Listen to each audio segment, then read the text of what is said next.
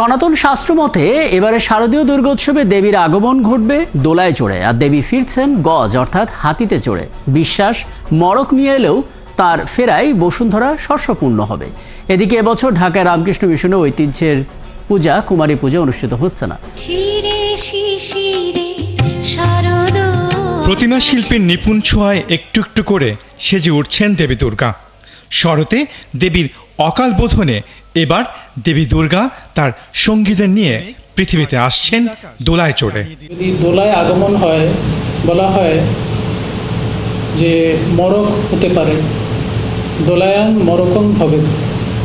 তো মরক মানে হচ্ছে সেখানে রোগ ব্যাধি মৃত্যু এ সমস্ত কিছুর আশঙ্কা থাকে। দেবী যাবেন গজে। এই গজে যাওয়ার তাৎপর্য হচ্ছে এই শস্যপূর্ণ বসুন্ধরা। বলা হয় যে গজে চ জলদা দেবী শস্যপূর্ণা বসুন্ধরা। তো তিনি যখন যাবেন শাস্ত্র অনুসারে আমরা সুজলা সুফলা শস্য শ্যামলা শস্য ভাণ্ডারপূর্ণ এই ধরনই পাবো। ঢাকা রামকৃষ্ণ মঠ মিশনের এই সন্ন্যাসী বলছেন, পরিবর্তিত পরিস্থিতিতে এবছর মিশনের মাঠে নয় মন্দিরে হবে দুর্গাপূজা, হচ্ছে না কুমারী পূজা।